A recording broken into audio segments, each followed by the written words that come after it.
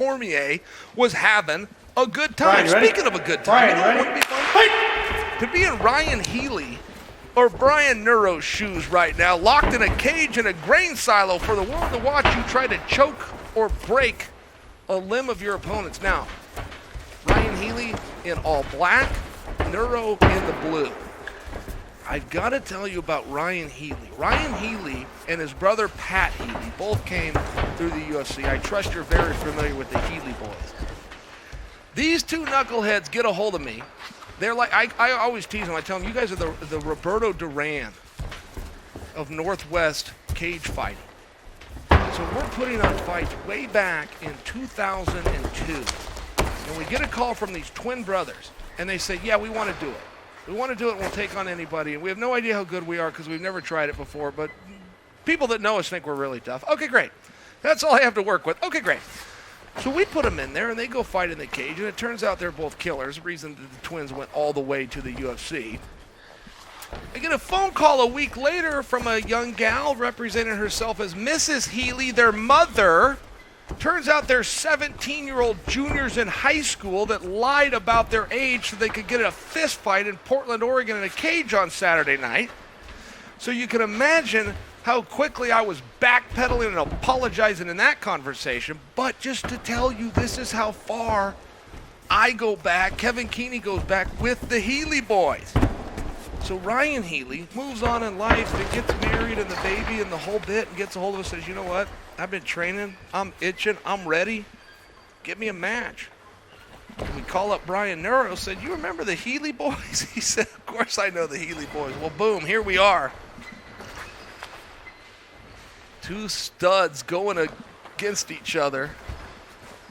Healy in the red returning to competition.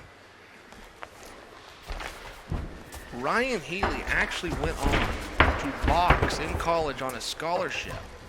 He won the NCAA National Boxing Championship. His twin brother went to a different school in Illinois, Pat Healy I'm referring to, on a college wrestling scholarship. They get together on holidays and weekends and summertime when everyone's home. Hey, you show me wrestling. Okay, great. You show me boxing. No, it's no wonder they went on to have great success, but it is very good to see Bryan Healy back. Nuro's underneath that chin. Healy's going to have to deal with this. And he does. He's broken the lock. Healy under one leg. Okay, he brings that hand back over the top. That's risky. Coming under a leg is very risky. He got away with it because the right leg of his opponent, Nuro, was in between his legs. Nuro could have freed that. That's risky. Healy doing a good job keeping his hand on the body. Now he's going to have to grab the ankles, start to look for a pass or close this distance.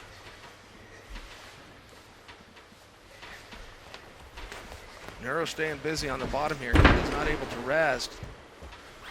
Very different than MMA, guys. A lot of time in MMA, you look, and while neither athlete, what I suggest for you, gets to rest in MMA, I will tell you the more restful position is to be the guy on top.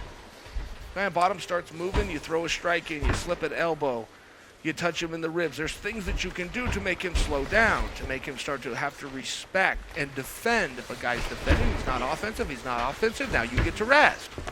And grappling is different. Nuro's making Healy work. Oh, Nuro's starting to grab an arm here. This is not likely a submission, but he could turn this into a sweep. Nuro doing a very good job. He's creating distance. He's using his right leg to keep distance. I'd like to know what he's looking for. I thought his right leg could have come over the top. Start that into a rolling shoulder lock. Now Nuro looking for a Kimura. He might have this. Healy stands up to break the distance, pulls out, comes back down. Good. Very good textbook defense there by Ryan Healy. Look, the guy's been gone from competition for a while. He said, I'm ready. He said, I have worked hard. And it looks like it. It looks like he's prepared. He steps through to the pass guard. That's interesting. Nuro able to come under that leg. Now, this is a position where Healy's going to want to work. MMA rules say do what Healy's doing, which is to stand up and put weight on the leg. Grappling rules say turn that knee down, pull it out, and start over. So Healy's MMA coach is probably watching this thinking, you're doing everything perfect. His grappling coach is probably going, what are you doing? Turn that knee down. I bring that up, guys.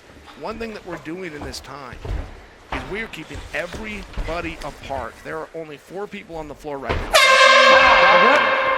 Both athletes. Go back to corners. Relevance being, there's no cornerman. When I tell you their cornerman's probably at home, yelling out instructions, yeah, that's the best you're going to do. Cornermen are not there with you. Everybody's watching this on UFC Fight Pass. Oh, and the coin rolls. No, don't block that coin, Nuro. Don't block that coin. Wherever it lands, it lands. That's fair game. Referee's calling it. That's blue. No redos. Nuro wins this one, and he is going to elect. You get to choose, so you get the dominant position first. Telling the ref, I'm trying to read lips here. Which arm? Nuro is going to elect. Oh, I think he's going to go right into the arm. Oh, this is, you know, a lot of guys don't do this. I wish they would. For my own enjoyment. Has to touch the ground to begin with. I like this armbar position. It comes right under the leg. This is great to freeze your opponent. Coming under that leg is very, very smart to freeze your opponent. And there's an element of this where you do want to freeze him. You do have to think about time. Then you've got to do this. You've got to put 2 hands on one of his and start to worry about submission. Nuro coming back under. Nuro not certain what to do. Healy is just holding this position. Eventually, Healy's going to have to crowd into him. He's going to get stretched here. He's going to get stretched. Arms are not supposed to bend that way. Healy does tap. Are you okay? I am more interested in what took him Time. quite so long. Ryan, There was a tap there. Now Healy gets an opportunity.